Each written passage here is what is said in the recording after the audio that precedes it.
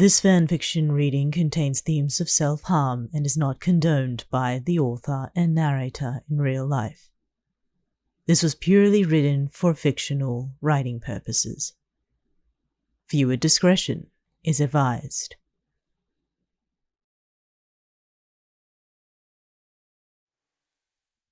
I'm Here. Written by Random Writer 001 on Wattpad.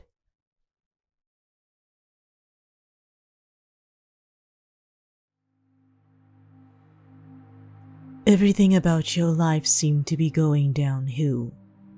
Your family was fighting and falling apart. Your friends all seemed too busy to help you.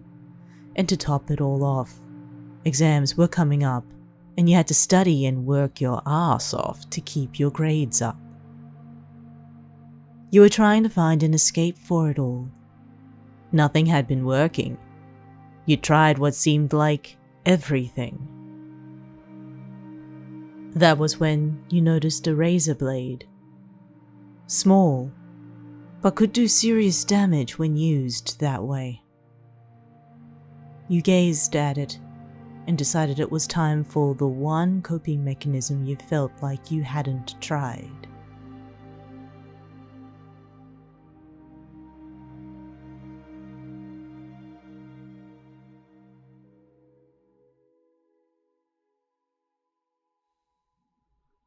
Tamaki was always worrying about something, whether it be school, friends, or even his plans for that weekend. He was anxious. Whenever he started dating you, however, things started to get a little brighter. He was anxious around you, of course, simply because you made him nervous, but he loved you nonetheless. Things started changing whenever you started acting strange one day, but Tamaki tried to shrug it off, thinking that you were just having an off-key sort of day. He couldn't ignore it any longer whenever it went on for about 2 more weeks. He was starting to get more and more worried the longer you acted this way. Hey, guys. Can I talk to you for a second? He said, going to Mirio and Nejire one day. He decided it would be best for him to talk to them before going to you, so that his head would be clearer, and he wouldn't be more of a stuttering mess than he already was. Sure, Tamaki. What's going on? Mirio said, his smile ever present on his face. Nejire nodded, smiling. Tamaki took a deep breath and started telling them about the way you'd been acting, the way your smile looked forced, the way your eyes seemed to become duller every single day, the way you stopped wanting to hang out with friends and became even more distant every time they asked. It was as if you were a corpse instead of a person at this point. Nejire and Mirio's smile faded as they listened. Nejire frowned at Tamaki's words and Mirio furrowed his brows, his lips turning down into a line. You should really check on them. It sounds like something might be going on either at home or in their head. Or both, to be honest. Nejire said, and Mirio nodded, agreeing. Okay. Thanks, guys. Tamaki said, starting to walk away. Anytime. Let us know how it goes, okay? Mirio called after him. Okay.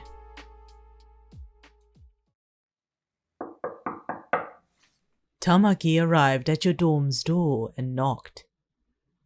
He took a deep breath as he heard footsteps approach the door, and it opened, revealing you standing there. Tamaki noted that your eyes held a sort of dulled look, but your lips curled into a small smile.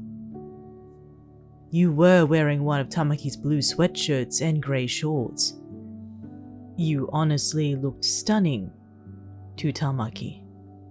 Hi, Tamaki. You need something? You asked, quietly. Hey, Bunny. Can I come in? He asked, silently cursing himself for stuttering. You smiled a little bit more. Sure. He walked in and took your hand, noticing how you tensed up a little bit when the sleeve of the sweater came up. He tried to shrug it away and led you to the bed in the corner of your dorm and sat down, making a notion for you to do the same. When you did, he turned to face you completely, taking a deep breath. Have you been okay lately? I've noticed you've been acting off for the past few weeks. Most people haven't noticed anything, but I've known you for a while, Bunny. What's going on? Tamaki said, watching your face slowly break with realization as you looked away. I don't know what you're talking about, Tamaki. I'm perfectly fine. You said, but your voice wasn't warm anymore. It was cold and held almost no emotion. And when you said his name in that tone, it ripped him apart inside. I know when something's wrong with your heart, love. I'm able to see the signs. The anxious navy-haired boy said, trying to get your attention. It worked. Well, sort of. You glanced back at him and raised an eyebrow. Really? What signs have I been showing? Your voice was still cold, but it held another emotion, one that Tamaki knew very well. Anxiety. Your eyes are always dull. Your smiles are always forced. You almost never participate in class events, activities with friends. You don't even look at Mirio and Nej the same, and they're your best friends here, traveler. You act like that towards me too. At first I tried to shrug it away, but I talked to Mirio and Nej and they're also worried about you. Please, Bunny, I'm only trying to help. He said, almost crying. You could see the way his eyes glistened and your heart broke. What had you done? He took your hands and the sleeve of the sweater was rolled up more. His fingertips brushed something rough on your wrist.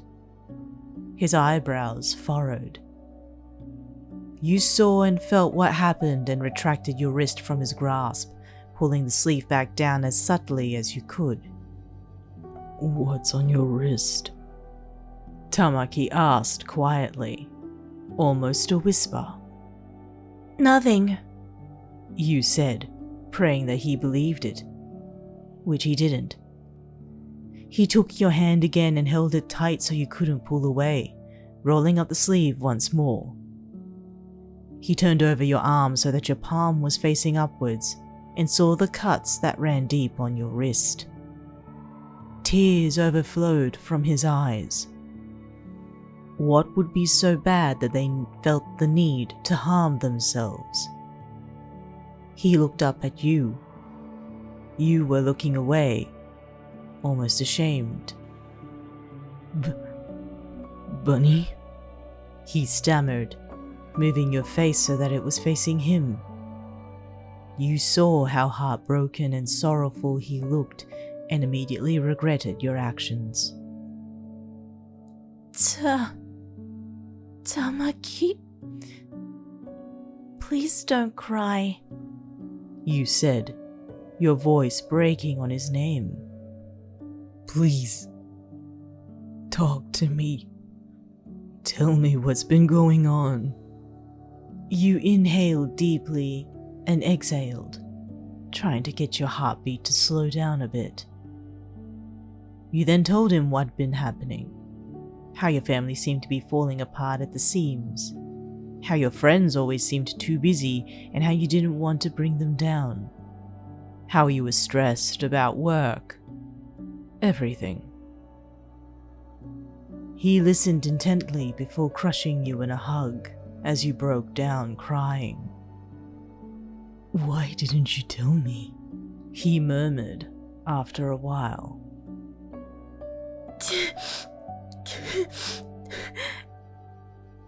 I didn't want to be a distraction or a burden. I didn't want to come off as clingy. You responded, your voice slightly muffled since your face was buried in his chest. He smiled softly and pulled you away so you could see it. "You could never be a burden or a distraction, and you wouldn't be clingy either. You're my bunny, and I love you. We can always come to me in the future, okay?" he said, cupping your face. You nodded, smiling softly, tears still coming down your cheeks. And although you were crying, the smile looked genuine for the first time in weeks. Tamaki kissed your cheeks, drying away the tears on them, and held you in his arms until he realized you fell asleep.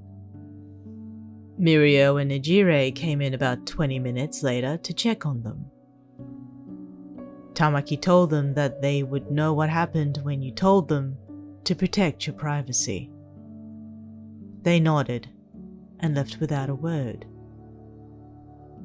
Tamaki fell asleep holding you, happy that he was there for you when you felt no one else was.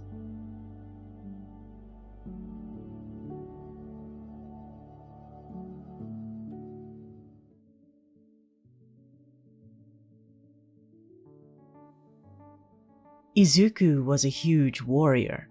He worried and mumbled more than he broke his own bones during combat. So, whenever anything was wrong with you, his main priority was to fix it as soon as he was able to. He was very analytical since he was a huge fanboy of all heroes, and analyzed situations more than the average person. Since this was one of his many traits, he could spot when something was off about anyone, but especially you. One day he noticed right away that something was off. Your eyes were less bright, and your smile was definitely forced.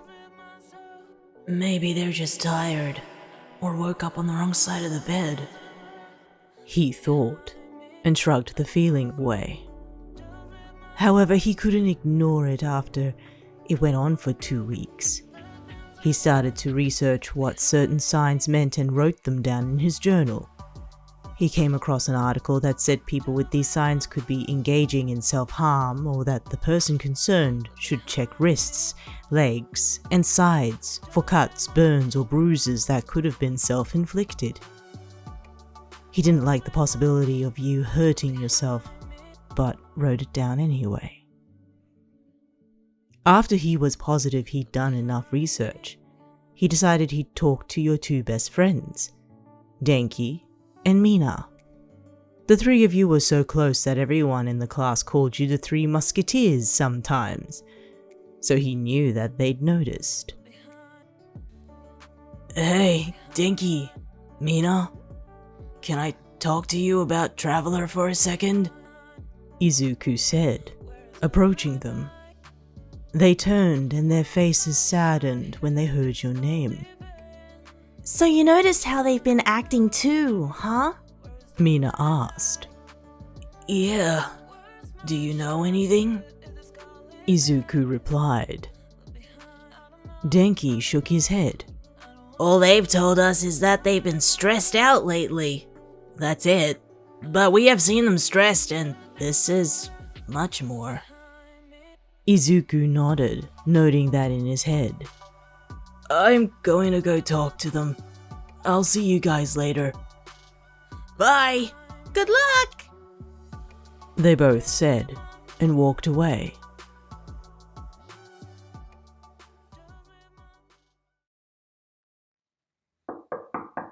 Izuku started to your dorm room and knocked on it. You opened the door and he took a moment to look up and down your frame. He smiled gently when he saw you were wearing his forest green hoodie and the black leggings he'd bought you from the mall on one of your dates. Hey, Izu. What's up? You asked, your voice slightly dull but holding some kind of emotion. One that Midoriya couldn't identify or pinpoint. Hey, puppy. Can we talk for a bit? He replied, smiling at you so that you knew he wasn't angry or anything.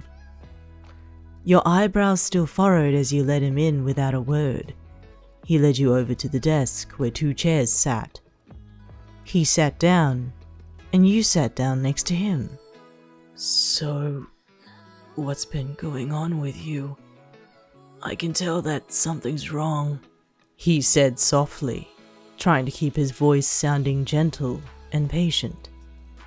Nothing's wrong. I'm just stressed.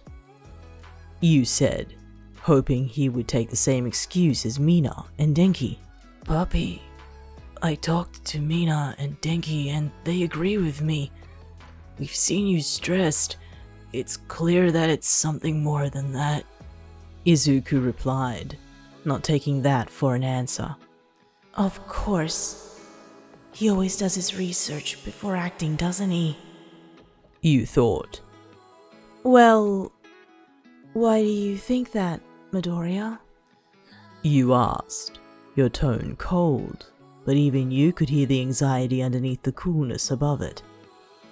Your eyes are always dull. Your smiles almost never look genuine anymore. You never want to go out with your friends or even me. And you always look like the energy has been sucked out of you. I know that isn't just stress, puppy, he said, ticking off everything he'd written down in his notebook. He looked at your face, which looked dull with a hint of realization, and he noticed that he might have hit a soft spot. He knew the nickname he'd given you made you melt, but he didn't realize it would have broken through the cold facade a bit. You stayed silent. Midoriya remembered what the article said about self-harm. It couldn't hurt just to check. Puppy, I did my research about stuff like this, so I just want to check something, okay? He asked warily. You nodded. Can I check your legs really quick? He asked. You bit your lip, considering for a second, then nodded. You rolled your leggings down, just so he could see your thighs. He examined them for a second before nodding. Clean. Your sides? He asked, as he pulled the pants back up. You nodded, again. And he noted that you looked a tiny bit anxious as you rolled the hoodie up so he could see your sides. He examined both of them before nodding again. Clean, as well. This is the last one. Wrists? He asked gently, expecting you to nod right away. Instead, your breath caught in your throat as you rolled one sleeve up. It was clean. What about the other one? Izuku asked, his voice worried. Why were you hiding your other wrist? You hesitated and it didn't seem like you were going to do it. Izuku reached forward and you froze as he rolled up the sleeve on your other arm to reveal cuts on your wrists that definitely weren't there before. His heart seemed to stop as tears filled his eyes and overflowed. They're in this much pain. My puppy. Why? He thought to himself. Let me explain. You said, as you vented about everything that had been going on at home and at UA that was causing you stress. When you were done, Izuku pulled you into a gentle embrace, pulling you onto his lap so that you could be closer to him. Puppy, you can always come to me. I read that people going through this don't want to tell people because they feel they'd be a burden. You never have to feel that way with me, traveler. I'm here to listen. Always. Okay?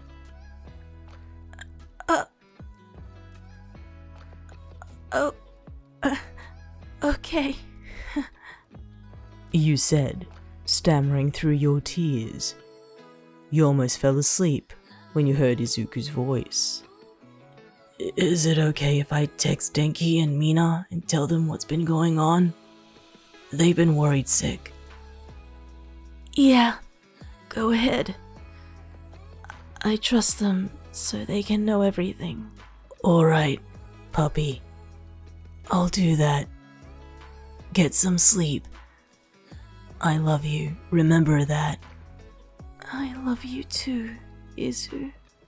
You whispered as you drifted into a blissful sleep.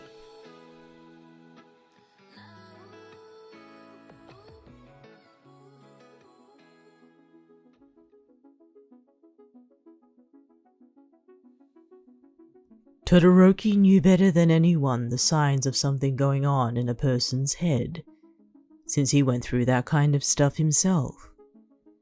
He knew you like the back of his hand and loved you more than anything. He loved your bubbly personality and your random little things that you did to make him smile. He was a sucker for you, in short, and knew when something was going on just by looking at you.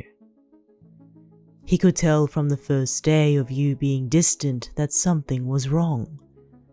The sparkle in your eyes was dulled by sadness and your smile was forced. It was as if someone, or something, was trying to stall the bubbly side of you, and whatever it was, he didn't like it. It went on for a few weeks until he realized that you'd stopped wearing short-sleeved shirts and tank tops. Maybe he was overthinking it, but you only wore shirts that covered your arms completely. You also flinched when something rolled them up. You'd actually been doing a very good job at hiding it, but he could tell something was up. One day, he decided it was about time to do something about this behavior and act on it. Before he did so, he wanted a second opinion from someone just as close to you as he was. And that person was your best friend of 10 years, Ochaco Uraraka.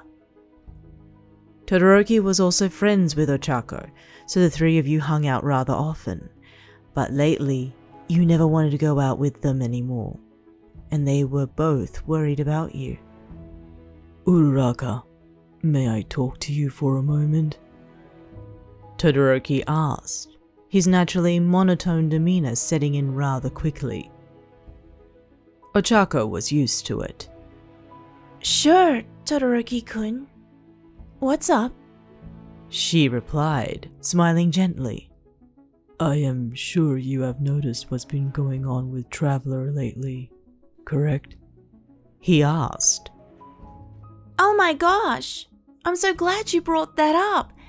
I thought I was just being paranoid, but yeah, I've noticed and I confronted them about it a few days ago, and they just waved it away like it was nothing. She replied. Todoroki frowned. I don't think this is nothing. I think there may be something going on in their home, or that they may be battling something mentally. I've also noticed that they're only wearing long-sleeve shirts lately.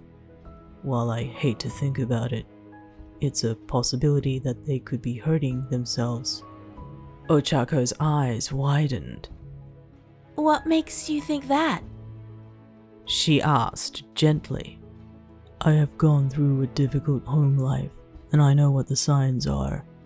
I have never hurt myself, but if I did, I would have wanted to cover it up so no one knew. Ochaco nodded. You should really go check on them. They're in their dorm room right now, I think. If they give you permission, let me know what happened, okay?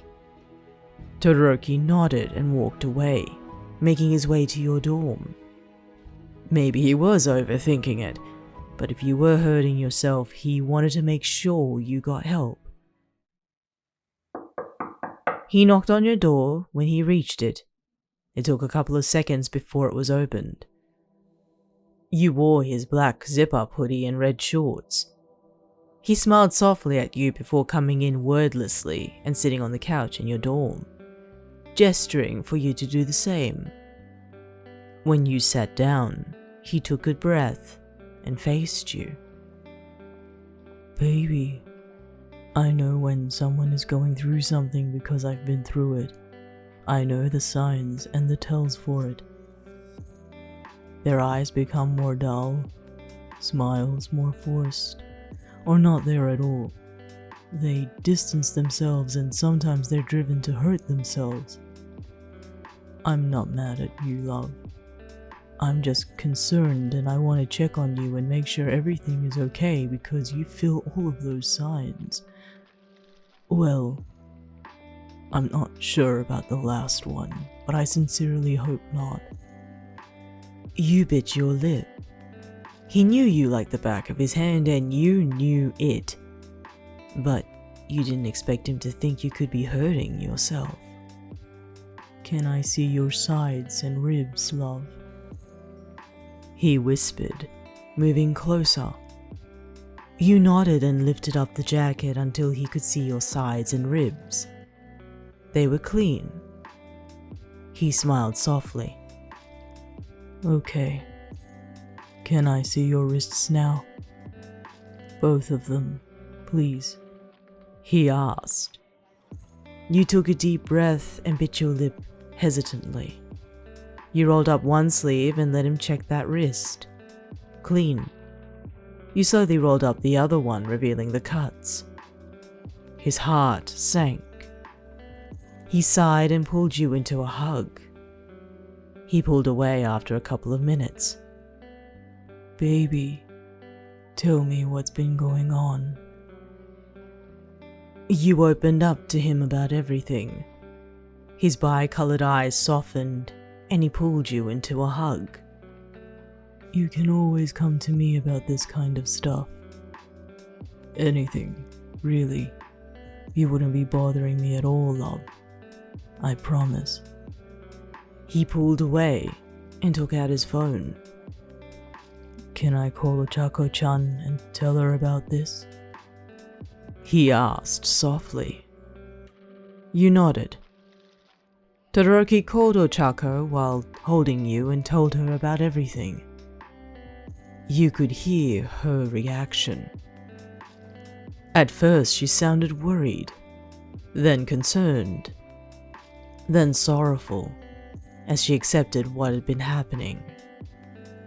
Todoroki and Ochaco talked for a few minutes about options for therapy and help before he hung up. Do you want to talk to an adult about this? Aizawa-sensei, perhaps? He suggested. You nodded gently. I'll talk to him tomorrow after classes. You promised. Shouto nodded and pulled you into an embrace again, kissing the top of your head. You drifted into a peaceful slumber in his arms, happier than you'd been in weeks.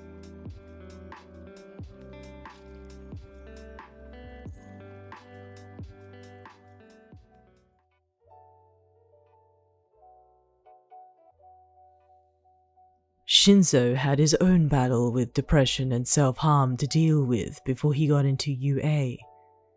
He'd been bullied relentlessly about his quirk, which pushed him into self-hate. He'd cut himself before and knew what it looked like when someone else hid them. He'd seen the signs on some of his friends and prayed that it never happened to anyone else. Especially you. He knew you since the beginning of junior high, and you'd helped him through his depression and helped him stop self-harming. For that, he owed you big time. You two had been dating for a year before UA and were both a bit annoyed that you were in separate classes. You in 1A and him in 1C. But you still made time for him through it all. You were all he'd ever wanted, and he knew you like he knew his own mind. He knew that you knew him to the same degree, if not more. So when you started acting like he did in junior high, his anxiety peaked. He didn't let it go on for more than 2 weeks before going to talk to your best friend from your class, Kyoka Jirou. The plum-haired female was reading in the Class 1A dorms when he approached her. She looked at him with a perplexed expression, until realization filled her eyes. Hey, Shinsou. What brings you here? She asked. The two of them had met and talked before because of you, and she was pretty chill. Traveler has been acting pretty off lately, haven't they? He asked, cutting straight to the point. Jirou nodded. Yeah, they have. Why? I went through bad depression and did self-harm in junior high. They helped me through it, but I also learned how to spot whenever someone's going through a similar situation. I think they might be going through something like that, and I wanted to get a second opinion. Now that I think about it, they've only been wearing long sleeves lately. I hate to think about it, but maybe? Go check on them. You know their dorm number.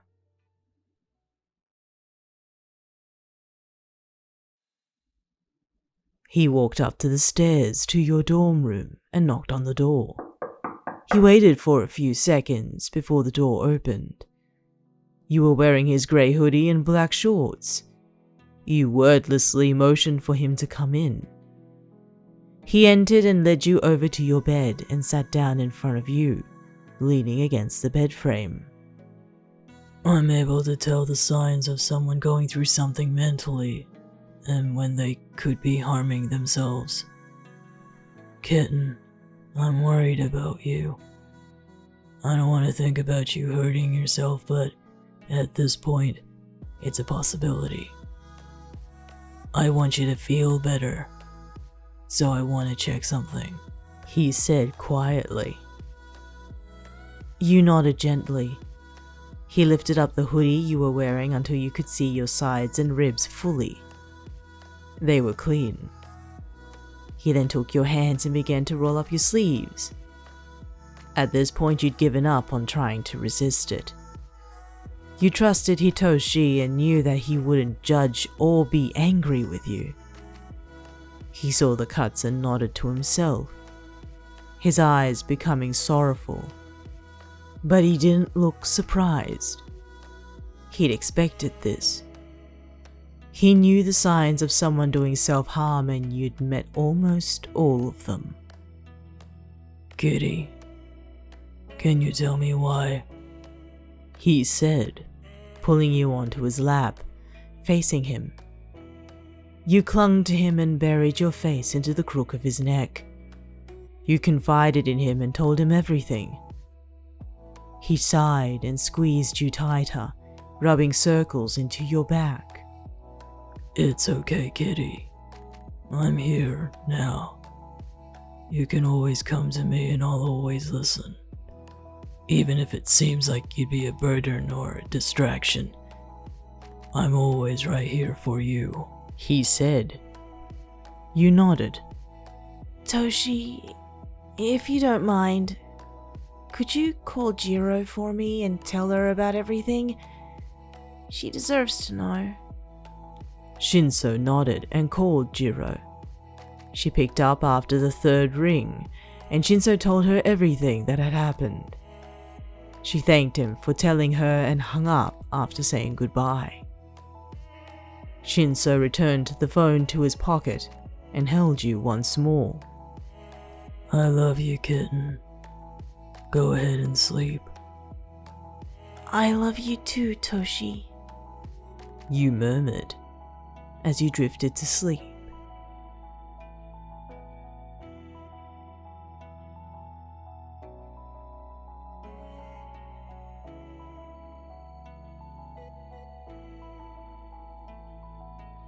Thank you for tuning in to another fanfiction reading. I would like to thank randomwriter_001 for providing this fanfiction for me to read. It's, I believe, a second part to the I'm Here series, also found on this channel. Thank you once again for allowing me the privilege of reading this piece of fiction. If you do require help in regards to these kinds of issues or these concerns, please contact any suicide prevention hotlines available to you wherever you may be. A list of hotlines will be available in the description of this video below, just so then it's accessible for you should you require any of them. Still, this is a very sensitive topic, and I am very appreciative of all of you who have listened to the end of this message. Thank you for visiting. I hope to hear from you soon, next we meet.